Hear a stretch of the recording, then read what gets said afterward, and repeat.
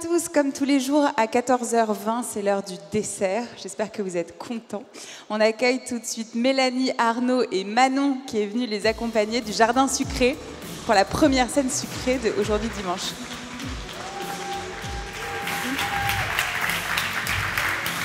On commence? Bonjour à tous. Bonjour. Bienvenue, on est très heureux de vous avoir sur cette scène aujourd'hui pour réaliser deux de vos recettes, dont une iconique, la tarte pistache, que vous connaissez forcément si vous ne l'avez jamais goûtée. C'est une erreur, il faut la goûter. Est-ce que vous pouvez me raconter, en même temps que vous démarrez vos recettes, comment vous avez ouvert le Jardin Sucré en dehors de Paris en 2012, vous fêtez bientôt vos 10 ans, et comment ça se passe? Alors, on a ouvert en Vallée de Chevreuse parce qu'on est natif de là-bas. On vient de là-bas, c'est un tout petit village et pour nous, c'était logique de rester là où on a grandi. Voilà. Et il y a 10 ans, il y avait moins cette offre de pâtisserie un peu haut de gamme. Donc, on s'est lancé comme ça avec une toute petite offre de gâteaux et ça a décollé assez vite. C'est le miel, ça. Magnifique. En amoureux, donc? Exactement, en amoureux avec Mélanie.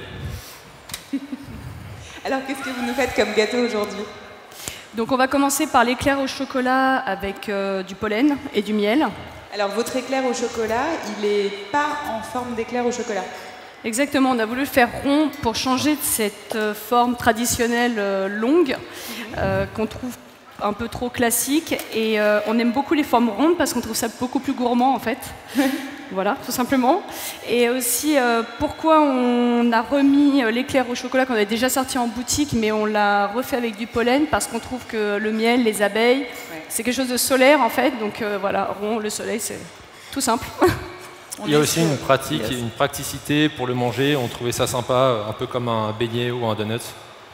Voilà, ça change. Il faut savoir que c'est un éclair, quoi. C'est très sympa.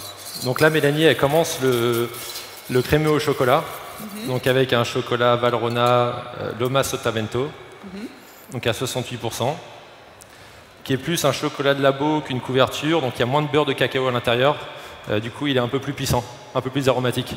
Ok. Et moi je vais commencer à percer les éclairs pour les garnir et casser toute la fibre afin qu'il y ait de la crème vraiment partout.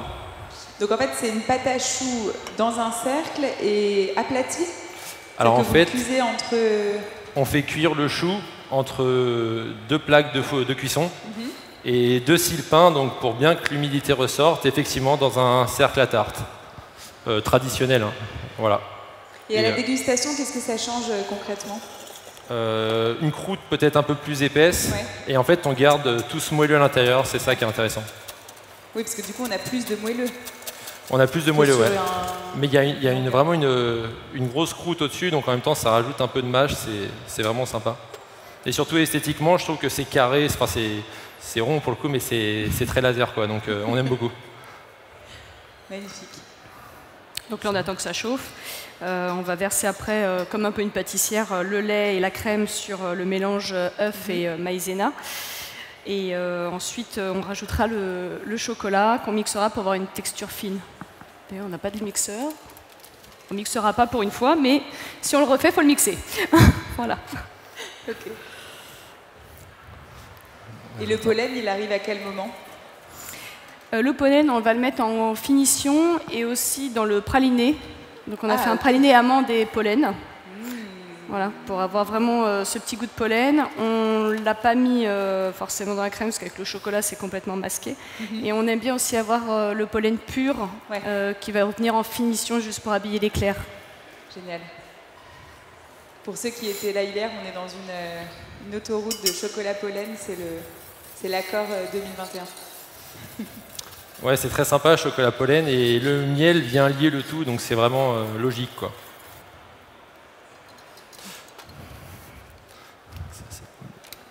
Nickel. Petite précision pour le miel, c'est un miel qu'on a en exclusivité par un ami qui est apiculteur. C'est pas son métier de base, donc c'est un joli miel qui a un côté un peu frais, mentholé par le tilleul, et c'est beaucoup d'arbres fruitiers. Ouais. Et voilà, on a vraiment, il a 30 kg de miel dans l'année, c'est pour nous uniquement. Il est à côté de Alors il est à Jouy-le-Moutier. Dans le 95. Voilà. Super. Et le pollen, c'est quelque chose qu'on ne peut pas avoir sans avoir de bonnes relations avec son apiculteur. Oui, plus ou moins. Alors maintenant, ça s'est un peu démocratisé. Sur la totalité du pollen, en général, les apiculteurs, ils vendent un quart pour laisser l'autre partie pour les abeilles, quoi. Ok. Donc oui, effectivement, on c'est arrive. ça, le praliné amande Ouais, c'est pollen. C'est magnifique, la couleur, on dirait du Ouais, safran. on dirait presque du butternut. Ouais. Donc c'est tout simple, hein, c'est juste un praliné amande de Provence avec du sucre, du fruit sec qu'on mixe sans huile. Ouais. Et à la fin, on vient rajouter ce pollen qui fond et qui donne cette couleur un petit peu orangée. Génial. En fait, ce gâteau, vous auriez pu l'appeler un chou. Qu'est-ce qui fait que ce gâteau, c'est un éclair et pas un chou? On préfère les éclairs. Ah oui, je comprends. Non, puis là, c'est vraiment un côté pratique, je trouve, à manger. C'est-à-dire qu'on le prend vraiment comme un petit beignet et on peut le manger comme ça. C'est assez ludique. Génial. Donc là, pour la cuisson du crémeux, il ne faut pas trop insister. On ne fait pas une anglaise, mais on s'arrête à la première ébullition quand même. Comme il y a le chocolat qui va apporter toute cette matière sèche qui va venir tenir le tout. Ok. Donc là, ça fond juste avec la chaleur Ouais. de la crème. On enlève du feu d'ailleurs. On va couper. Ok. C'est bon, hein, c'est coupé. Ah, Là, bien. je sais pas si vous voyez bien la, Ouais, c'est bon. la crème. Super. Magnifique.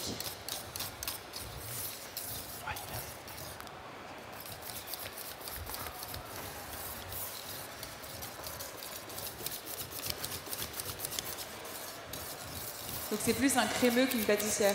C'est entre les deux. Ok. Ouais, c'est... C'est votre invention. Oui, plus ou moins. Après, on a tous un peu les mêmes recettes, mais c'est une crème pâtissière qui est un peu sous-cuite. Ok. Voilà. On a un truc pour le débarrasser. Et elle va garder cette texture une fois dans l'éclair. Ouais, bah on va le voir. C'est une texture très fondante, très crémeuse. C'est vraiment entre le crémeux et l'éclair. C'est pas mettre là-dedans. fondant comme du crémeux, mais c'est une texture plus de pâtissière, quoi. Ok. Magnifique. Ouais, mets-le dedans aussi. Ah bah, nickel. Tiens, vas-y. Donc là, Mélanie a fini le crémeux. Et cet éclair de cette forme, vous le déclinez à d'autres parfums? On va le décliner, ouais, pas encore, mais on va le faire. Il faut savoir que c'est un gros travail de faire comme ça, parce qu'en Ok. sortie de cuisson, quand on fait des tournées de 300 ou 400 pièces, il faut tout, tout déchemiser à la main. Et c'est assez fastidieux comme travail. Mais plus tard, oui, c'est prévu qu'on le décline sous plein de formes. Mais vos clients vous suivent et vous font confiance, Ouais. et quand vous créez des choses comme ça, ils sont là. C'est la grande chance qu'on a, c'est que depuis presque 10 ans, on fait un peu ce qu'on a envie de faire et les gens nous suivent. Donc c'est génial, quoi. Parce que forcément, des gestes supplémentaires, ça a un impact sur le prix auquel vous Exactement. vendez. Exactement. Après ça, on est un peu mauvais là-dedans, on y pense après, mais avant tout, on aime se faire plaisir. Donc c'est vraiment ce qu'on aime faire, donc on le fait. On voyait pas l'intérêt de faire un éclair comme tout le monde, donc on l'a fait comme ça. Voilà. Magnifique. Du coup, on va passer au remplissage des éclairs. Donc le crémeux, une fois qu'il est cuit, on l'a pas vu là, mais on le met dans un bac gastronomique à refroidir au congélateur, c'est mieux, ou à température ambiante. Ok. Et dès qu'il est à 4 degrés, on vient le détendre à la spatule, surtout pas au fouet pour pas incorporer d'air. Et ensuite, on a une texture. Il te reste pas maintenant du crémeux? Non, celui-là, t'en as plus, tout est là. Ok. Et après, donc, on a une texture très comme une crème pâtissière détendue en fait, D'accord. Très fluide. très fluide, ouais. Et là, comment tu es sûr qu'il y en a bien partout? Alors, comme il est rond, on le perce avec une douille qui est assez longue, donc c'est-à-dire pour enlever la fibre du chou, pour que le crémeux passe bien partout. Et une fois, quand on le remplit, on le tourne en fait pour bien que ça se mette partout. Ok, ok. Alors ça, je vous laisse observer le geste de près. Voilà. Tu peux pas le mettre en deux poches? Ah bah si, demande à Manon. En deux poches, Manon, tu peux?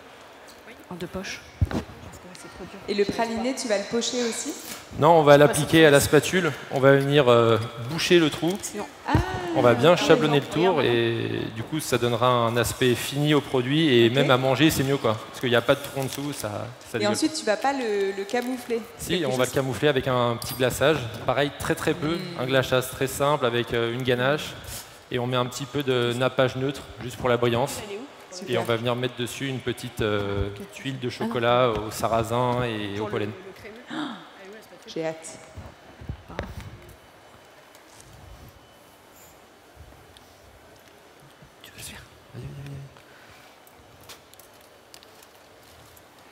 Là, vous avez un problème de douille. Non, la poche est trop remplie, on a du mal à appuyer. Tiens. Et moi, c'est maintenant. Des choses qui arrivent. Ouais.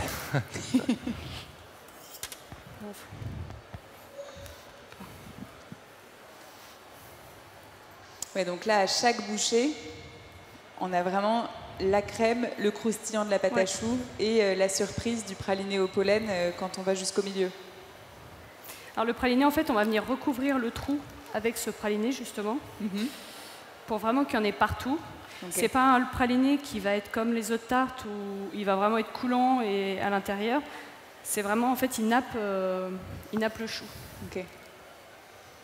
Donc chaque bouchée est la même. C'est vraiment un gâteau, on sait ce qu'on va chercher. Exactement.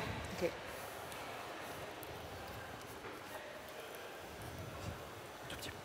On voit qu'il est bien bombé là une fois qu'il est rempli. Bah, on le sent en le pesant, ouais, il est bien garni. Il pèse son poids. Ah oui, c'est déjà du bel éclair. Ouais. Et en termes de poids, c'est pareil qu'un éclair classique? J'ai jamais comparé. Nous, nos gâteaux font environ 100 à 120 grammes. Ok.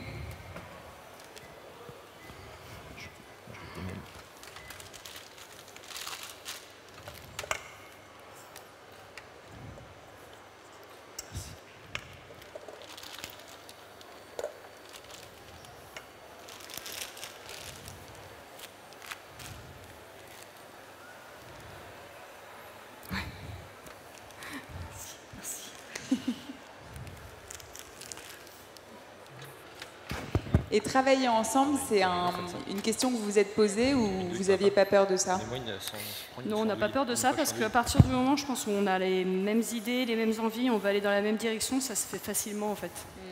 Mais on nous pose souvent la question. Bah oui, parce que ça intrigue beaucoup. On se dit, mais il parle de quoi le soir quand il rentre à la maison? Du travail, ouais. C'est risque à prendre, maintenant on l'a choisi, c'est notre vie, voilà. Pas de regret? Non. C'est vrai que vous vous êtes fait une place dans le monde de la pâtisserie de façon assez fulgurante, comme si vous aviez toujours existé. C'est l'impression que ça fait pour les pâtisseries comme ça qui s'inscrivent dans le temps sans qu'on les ait vues arriver. Ah oui? Mais je pense que ça passe par vos gâteaux qui sont devenus iconiques à une vitesse folle et qui ont fait de vous voilà, des acteurs de la scène sucrée parisienne. Alors c'est vrai que ça fait bientôt 10 ans qu'on est installé. On a commencé par la Vallée de Chevreuse, donc dans les Yvelines. Ensuite, on a voulu aller sur Paris. Ça va faire 4 ans. Donc ça fait quand même un moment en fait. Bah oui, c'est clair. Vous êtes la récompense de tous les randonneurs et cyclistes qui vont faire leur sport. C'est un peu ça. Donc là, on enlève juste le surplus de crème. Il n'y a pas besoin d'être très précis parce qu'on va vraiment venir camoufler le dessus avec le praliné. En fait, ça c'est drôle d'assister à ça parce que c'est l'étape en tant que client d'une pâtisserie qu'on ne voit jamais.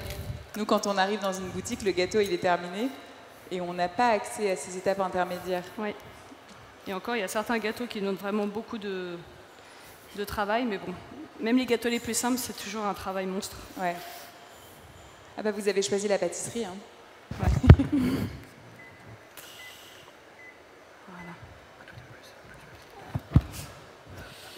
Donc là, on a fini de garnir les éclairs et on va venir mettre un petit peu de praliné dessus.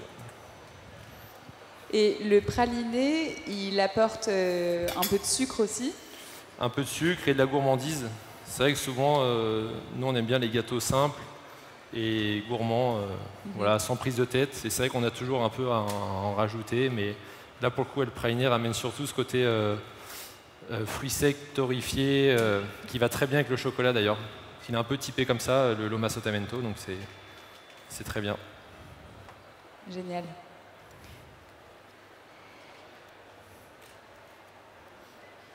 Quand on aura terminé, on pourra même s'en couper un en deux pour montrer carrément l'intérieur.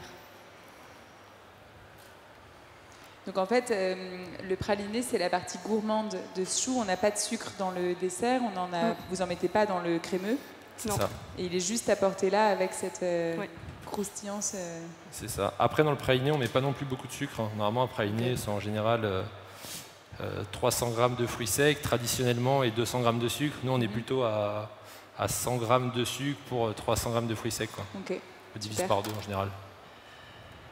Ça a plus une forme de pâte de fruits secs, quoi. ok. Au pollen. C'est ça. Et le miel, il vient à quel moment? Alors le miel, il est dans le crémeux Ah, ok. qu'on a vu avant, et puis on va venir en rajouter avec une petite cuillère à miel pour finir le dessert au-dessus. Ok.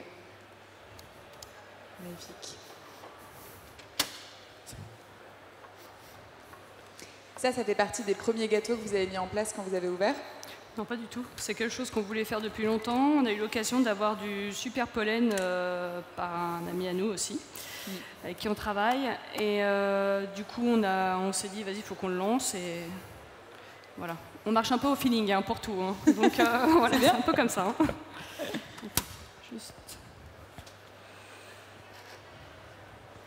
Donc là, on a Manon à tempérer le glaçage. On ne le fait pas à la température, c'est vraiment à la texture. Là, il est encore un peu pâteux et c'est ce qu'on veut pour que ça soit assez régulier sur le pourtour.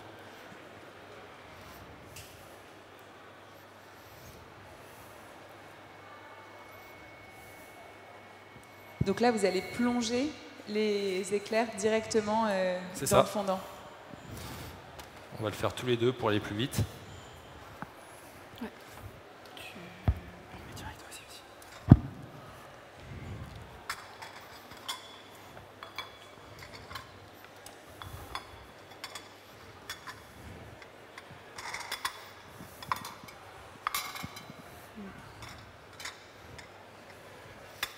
Alors là, l'idée, c'est de tremper juste le dessus. Je ne sais pas si on voit bien.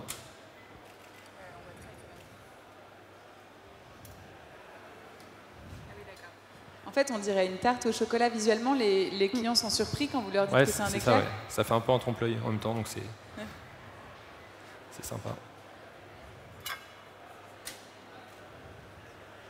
Vous avez d'autres exemples de gâteaux comme ça dont vous avez changé la forme? Non, pas spécialement. Après, on est assez traditionnel comme ça. Hein. Mais ça, c'était... on était un peu dans notre période tartelette et on s'est dit aussi pourquoi faire un éclair en forme de tarte en plus. C'est cool. Là, on essaye de faire un Mont Blanc comme ça aussi. Un quoi? Un Mont Blanc, ouais. C'est vrai? Génial. Avec une meringue de cette forme-là. Super. Mais c'est vrai qu'on aime bien ce format de tartelette classique.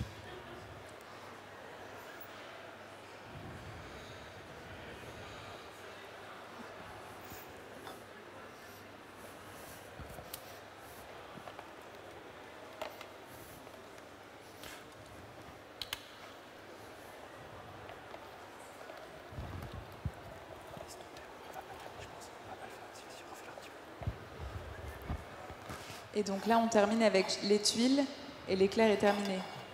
Exactement. Super. Vous en faites beaucoup pour les gens? Ouais, s'ils veulent, ouais. Hop, voilà. On va garder la plaque et on va étaler le chocolat.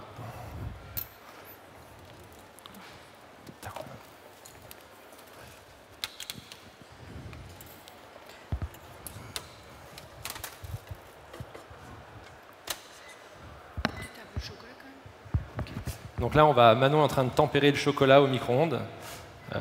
C'est pas très conforme à un chocolatier. Nous, c'est vrai que quand c'est petites quantités, on aime bien le faire au micro-ondes. On ne fait pas de courbe de température, mais ça fait très bien l'affaire. Est-ce que vous faites les tuiles minutes? C'est ça. Ah oui, d'accord, tu vas venir verser du Ouais. pollen et... Alors on a mis un peu de sarrasin aussi, Ah, qu'on a super. légèrement torréfié pour avoir un petit côté craquant. Le sarrasin aussi se marie très bien avec le miel et le chocolat. Et voilà le pollen. Super. Donc un pollen de Provence, du Castelet, exactement.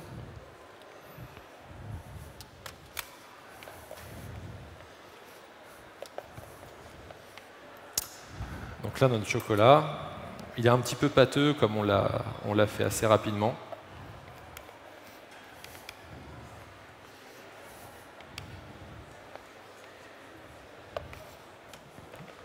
On va juste venir l'étaler.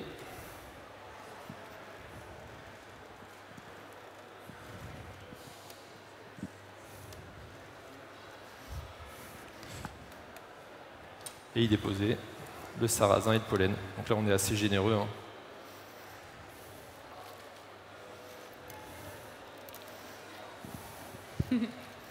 Magnifique.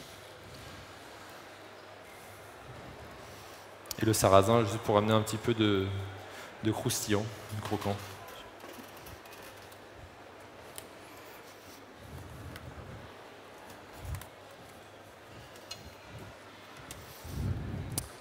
Voilà. Donc ensuite, on va le laisser prendre à température. Donc là, il fait un petit peu chaud, donc on va le mettre derrière en attendant. On en a préparé d'avance et on va venir disposer les tuiles sur chaque éclair. Super. Ah oui, donc en fait, vous le laissez figer et ensuite vous en cassez des morceaux. On vient en porte-piécé en fait avec à peu près la taille de l'éclair. Mais ce qui est important, c'est de ne pas mettre le chocolat au frigo pour pas qu'il soit cassant. Et là, du coup, l'opération devient impossible. Ça va casser. Donc, il faut vraiment qu'il reste à température ambiante. Ok, super. Donc à la fin, ça donne ceci. C'est pas trop différent de ce qu'on vient de faire.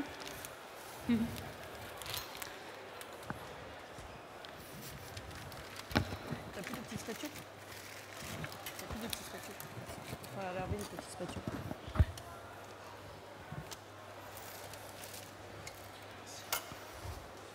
Et on va finir cet éclair avec une petite touche de miel sur le chapeau.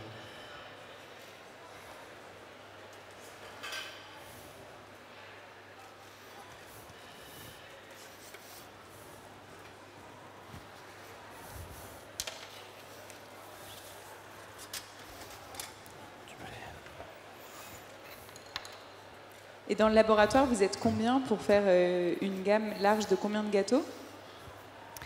On est 8 en tout, avec quelques apprentis, inclus dans les 8. Et en général, on est pour une... Oui, on est 8 et on est à 4-5 le matin pour envoyer tous les gâteaux. On a deux équipes, en fait, une du matin et une de l'après-midi. Donc ce qui est sympa aussi, c'est comme on a fait un petit dôme avec le praliné, du coup on dirait que ce cercle est presque en lévitation au-dessus. Donc c'est assez sympa visuellement. Ah oui, donc ça c'est volontaire. Comment vous faites pour que ce soit quand on a mis le praliné, on a fait en sorte que ça fasse une petite pointe, mais légère. Ah, ok. Ouais, donc tout est réfléchi. Alors on peut s'en couper un en deux pour montrer l'intérieur, je pense, aux gourmands de cette salle. On va juste finir par le miel.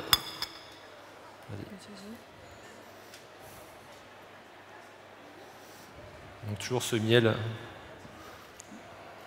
Voilà.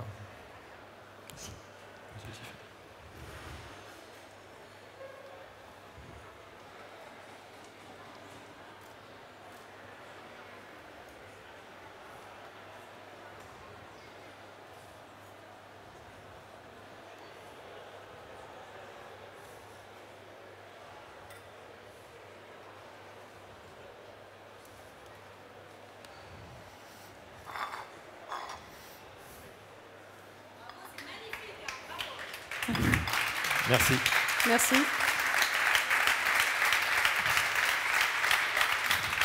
Arnaud, tu nous en coupes un en deux? Ouais, on y va.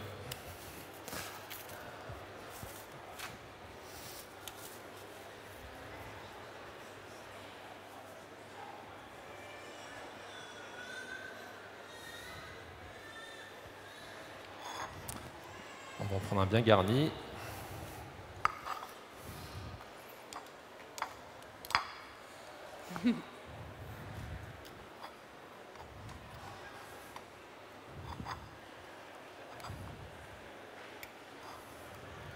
Ouais, c'est superbe. On a vraiment le même équilibre que sur un éclair allongé entre la pâte, le crémeux et la couverture.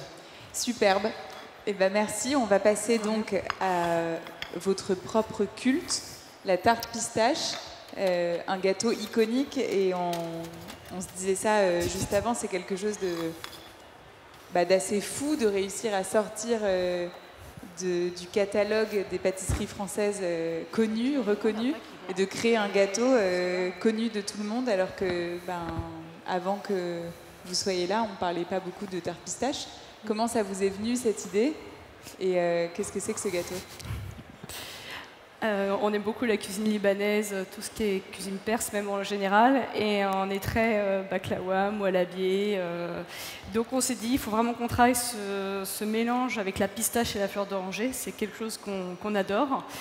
Et on s'est dit, tiens, on va faire un cœur coulant pistache, une ganache montée à la fleur d'oranger, et voilà. Et surtout, on voulait un aspect très brut et garder vraiment la pistache au cœur de cette tarte. Donc c'est le cas de le dire, hein, avec le praliné pistache au milieu. Mais aussi avoir vraiment un décor sobre et qui soit utile en même temps quand on le déguste. Donc là, tu parles des pistaches concassées. Exactement. Partout dessus, ouais. On les torréfie un peu, toujours, pour qu'elles aient un peu un côté croustillant. Et du coup, on nappe juste notre tarte simplement avec les tartes pistaches. Okay. Et on en met aussi à l'intérieur au niveau de la ganache. Superbe. Et bien allons-y. Donc c'est une base de pâte sucrée? Oui, c'est une pâte sucrée. Donc Manon elle est en train d'étaler un peu de pâte sucrée et on va faire un petit peu de fonçage pour montrer comment on fait. Et pour revenir à la sortie de cette tarte... Je vous dis juste, je vous vois partir dans les fonçages, qu'on a 7 minutes. 7 minutes? C'est juste au cas où si... Ok. Je le mets dedans direct. On va retirer ça.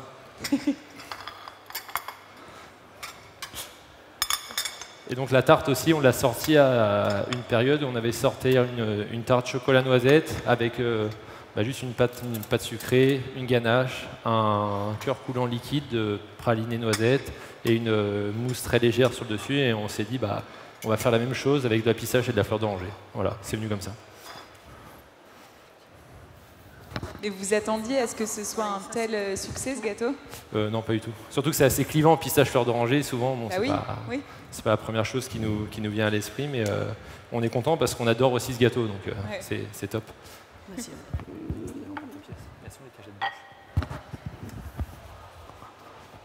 Tu veux quoi?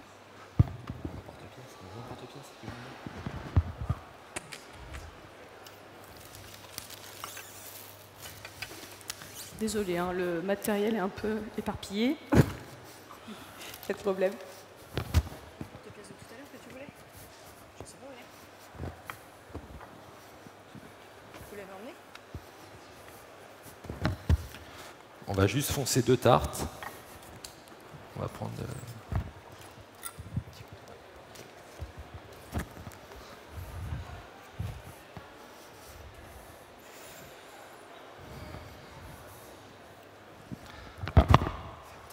du matériel.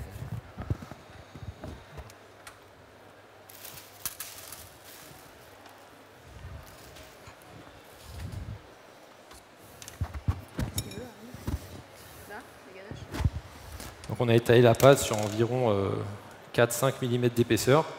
On a préalablement beurré le moule à tarte. Et c'est quelque chose de très facile, mais souvent on voit les gens qui font chez eux des pâtes sucrées et ça ressort souvent blanc. En fait, c'est juste une question de cuisson et d'homogénéité dans la pâte. Mais il faut vraiment la cuire très très doucement à 140-150 degrés pour que vraiment la farine toast tranquillement. Mais là, elle cuit toute seule, il n'y a pas une crème d'amande dedans ou non, quoi que ce soit. C'est une recette très simple qu'on apprend en CAP, il n'y a rien de spécial dans cette pâte, mais c'est juste qu'elle est bien cuite. Ok, super. Pareil, pas trop la travailler quand on mélange la farine. Vraiment juste la rendre homogène, la sortir, la laisser au frais, la sortir très froide et l'étaler très froide, même si c'est un peu dur. Le fonçage n'en sera que mieux. Donc pour la forme, on vous a fait deux petits fonds de tarte. Donc on fait cuire. J'installe ceux qui sont déjà un peu. On fait cuire donc à 150 degrés pendant environ 30 minutes, 35 minutes. Ensuite, on vient y déposer des pistaches concassées à l'intérieur. Donc là, on n'a pas trop de temps, donc on les a pré-remplis. Donc là, on a des pistaches concassées, mais qui ne sont pas torréfiées, celles-ci. Si, elles sont torréfiées. Elles sont torréfiées. Ok. Et dessus c'est une ganache. Ganache pistache, en fait. Donc, chocolat blanc pistache. Oui, d'accord. Fait. une ganache classique en fait. On utilise de la pâte de pistache de Sicile. Ouais. Donc 100% pure pâte de pistache, surtout pas d'arôme bien sûr, qu'on verse dedans sur les pistaches. Par-dessus, on a un petit insert praliné pistache, donc on fait prendre en fait en surgélation pour qu'il se démoule. On va le mettre dessus. Et ensuite là, ils sont en train de faire parallèlement monter tout doucement la ganache montée. Donc à la rose à la fleur d'oranger. Ouais, c'est ça. C'est bon rose pistache aussi. C'est bon aussi. Délicieux rose pistache. C'est vrai. Ok.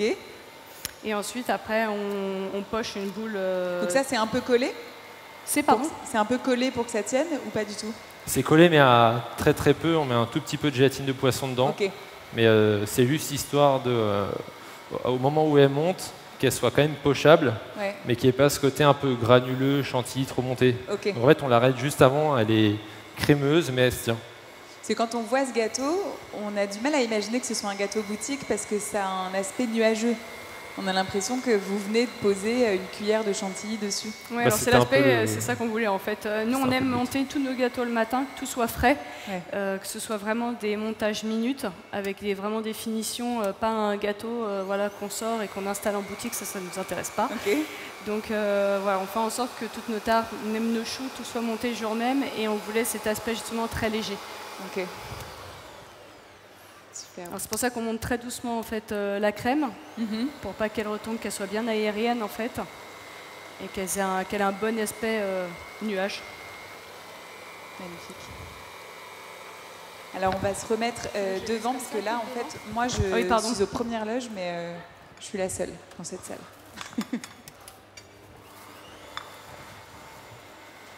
C'est la première fois que je monte une crème dans un batteur comme ça, donc on va essayer d'avoir un super résultat. Là, ça m'a l'air pas mal.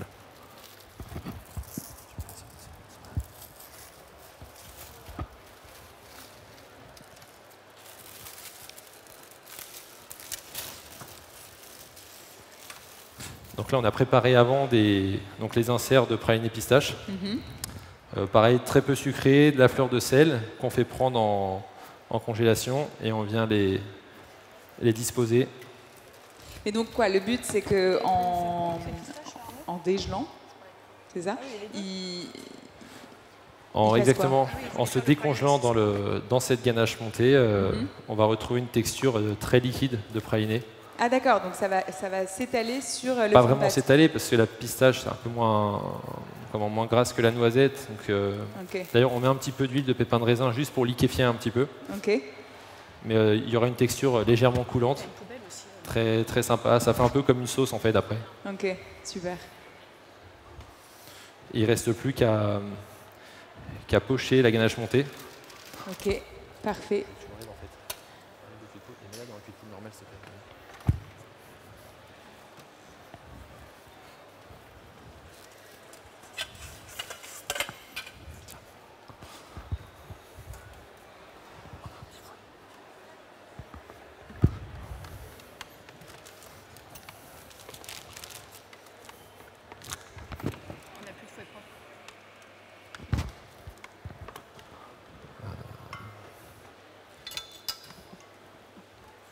Pour avoir un fouet. Ouais, merci. On va juste attendre le fouet et on va finir de la monter à la main. Alors officiellement c'est terminé. Oui. Donc il faut qu'on on finit. Il faut qu'on termine. Donc là, comme j'ai dit, vous voyez la crème, elle se tient quand même. On va la tenter comme ça.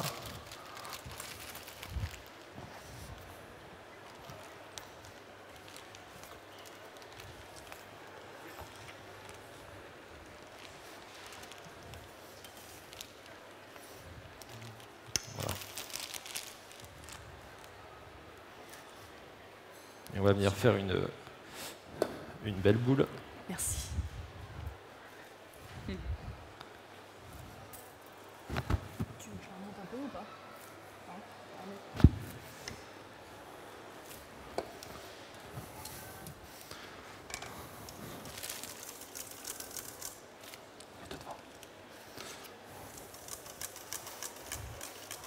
Allez, ensuite, pour finir, on vient juste disposer.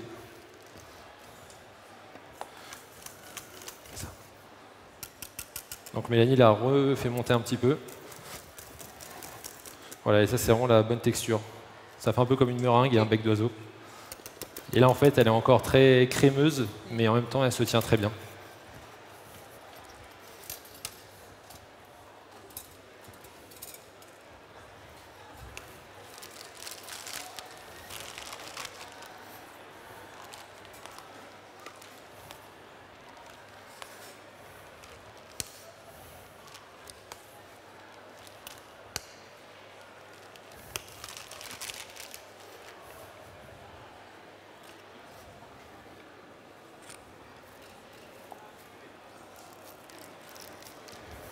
Voilà.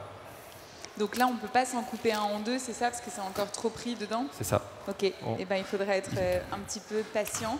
Merci, Exactement. bravo. Merci. Merci à vous. On invite le public à prendre un gâteau, ou qu'est-ce que vous voulez qu'on fasse? Comment? Qu'est-ce qu'on fait de tout ça? Bah, pour les gens, vous pouvez les déguster si on est si vous autorisé, voulez. ils peuvent Alors, manger. venez, goûter, et ensuite on enchaîne avec Sébastien Boxion.